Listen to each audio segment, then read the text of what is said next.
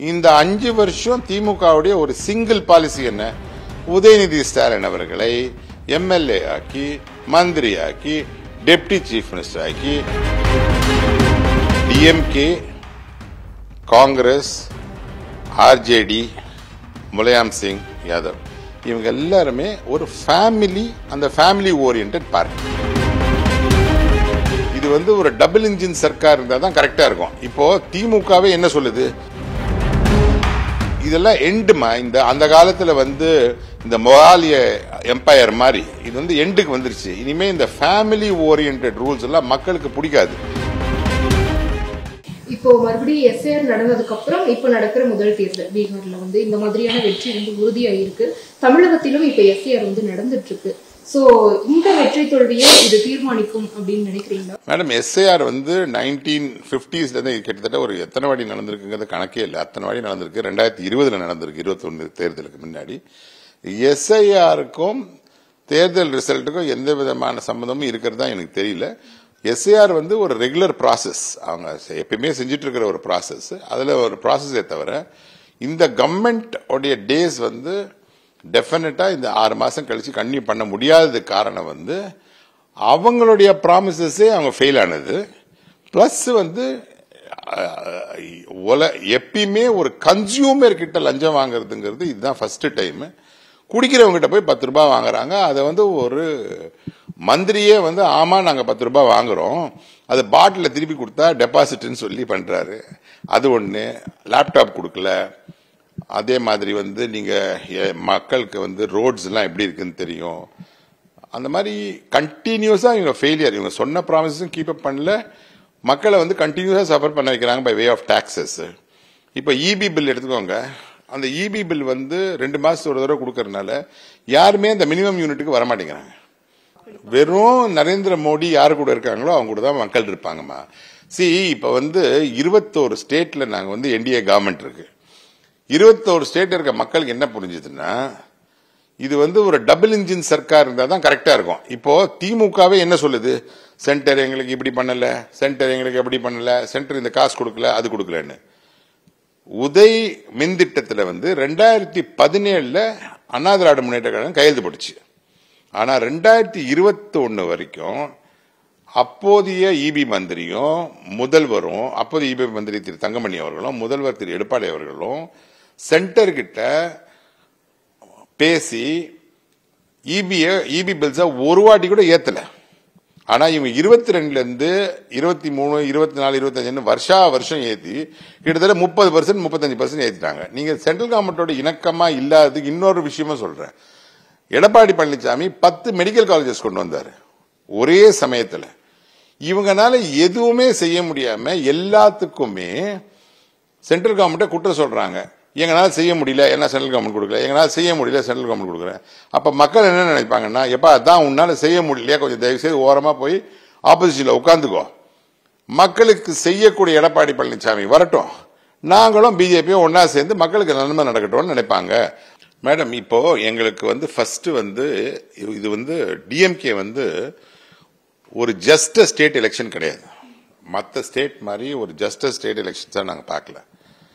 இவங்க DMK out and out centre பண்ற எல்லா விஷயங்களுக்குமே ஒரு anti Indian approach, anti national approach எடுக்கிறாங்க. அது சிஏ ஆகட்டும், எந்த விஷயத்திலுமே ஒரு நேஷன் ஒரு பாதையில போகுதுன்னா நாங்க இன்னொரு பாதையில போவோங்கிறது. அதனால இது நாட்டுக்கே நல்லது கிடையாது. டிஎம்கே கண்டினியூ ஆகுது. அதனால இந்த எலெக்ஷனை எங்களுடைய லீடர்ஸ் ரொம்ப சீரியஸா எடுத்துக்கிட்டு, நரேந்திர மோடிஜி ஹெட் பண்ற government double engine Sarkar, double engine government தான் மக்களுக்கு நல்லது. இப்போ மக்களுக்கு நன்மை பண்ணணுமே தவிர இவங்க 1967 இருந்து ஒரே ஒரு நரேட்டிவ் தான். என்ன நரேட்டிவ்? Hindi, anti centre. இந்த நரேட்டிவ் அப்ப ஃபர்ஸ்ட் ஒரு 30-40 வருஷம் காங்கிரஸ் அகேன்ஸ்டா பண்ணாங்க. அப்புறமா இப்ப பிஜேபி அகேன்ஸ்டா பண்றாங்க. இந்த நரேட்டிவ் ஒன்னும் மாறல. ஆனா என்ன அவங்க எல்லாருமே ஆன்டி நேஷனல். அவங்க இந்தியாவோட இணக்கமா இருக்கக்கூடிய ஒரு கட்சியும் கிடையாது. அவங்க அவங்களுடைய மினிமல் ஐடியா என்னன்னா, அவங்க வந்து ஒரு ப்ரோ முஸ்லிம் ப்ரோ கிறிஸ்டியன் கட்சி. இப்ப அவங்க விஷயம் எப்படி பண்ணுவாங்க, தீபாவளிக்கு வந்து உதயநிதி சொல்றாரு, நாங்க வந்து யார் நம்பிக்கை இருக்கிறவர்களுக்கு எல்லாருக்கும் தீபாவளி வாழ்த்துக்கள்னு. அதே மாதிரி இப்ப கிறிஸ்துமஸ் வருது, நம்பிக்கை இருப்பவர்களுக்கு மட்டும் கிறிஸ்துமஸ் வாழ்த்துக்கள் சொல்லுங்க பார்க்கலாம். அவங்க அவுட் அண்ட் அவுட் இந்த கண்ட்ரியை டிவைட் பண்ணணும்னு நினைக்கிற ஒரு ஆன்டி நேஷனல் பார்ட்டி தான் டிஎம்கே. அதனால டிஎம்கே ஹவுஸ் பண்ணணுங்கிறது வந்து இது வந்து வெறும் ஸ்டேட் எலெக்ஷன் இல்லாம இது வந்து ஒரு ரொம்ப சீரியஸான ஒரு மேட்டர். நம்ம கண்ட்ரி ஒன்னா போனோம்னா டிஎம்கே கவர்மெண்ட்ல இருக்கக்கூடாதுங்கிறதுல ரொம்ப கிளாரிட்டியா இருக்காங்கிறது என்னுடைய கருத்து.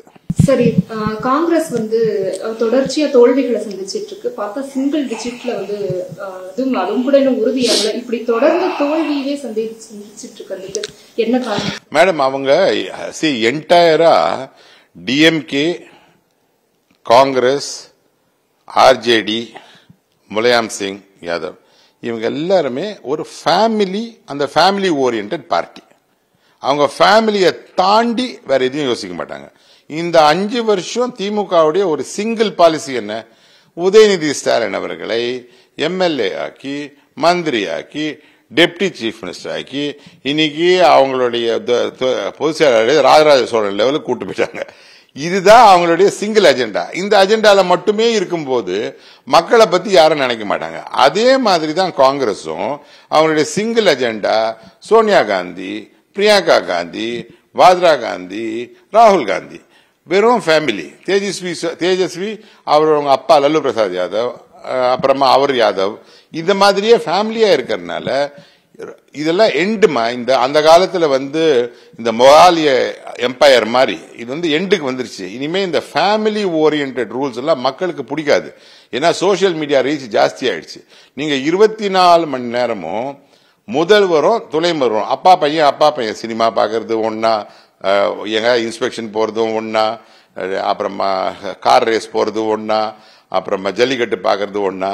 இது வெறும் ஒரு ராஜாங்கம் மாதிரி. அந்த காலத்துல கிரேக்க எம்பையர் எல்லாம் என்ன பண்ணுவாங்களாம், ராஜாக்கள்லாம் மேல உட்கார்ந்து மக்கள் எல்லாம் கீழே வந்து சிங்கத்தோடய புலியோட சண்டை போட்டு அதை பார்த்து ரசிக்கக்கூடியவங்க. அந்த மாதிரி இவங்க வந்து அவங்க ஃபேமிலியை தாண்டி நினைக்காதனால இந்த ஃபேமிலி ஓரியன்டட் பாலிடிக்ஸ் எல்லாம் போய் தன்னலமற்ற ஒரு தலைவர் நரேந்திர மோடிஜி இருக்கிற மாதிரி அவங்க வந்து அவ்வளவு ஒரு சாக்ரிஃபைசிங் பர்சனா ஒரு பிரைம் மினிஸ்டர் இருக்காரு. அவர் வந்து நாட்டை பத்தி மட்டும்தான் நினைக்கிறாருங்கிறதுக்காக இந்த double engine BJP backed NDA government under the chairmanship of Thiru Edappadi Palaniswami chief மினிஸ்டரா இங்க வரும். இந்த ஓல்டு ஸ்கூல் ஆஃப் பாலிடிக்ஸ், அவங்க ஃபேமிலி பாலிடிக்ஸ் எல்லாம் இந்த 26 முடிஞ்சிடும்.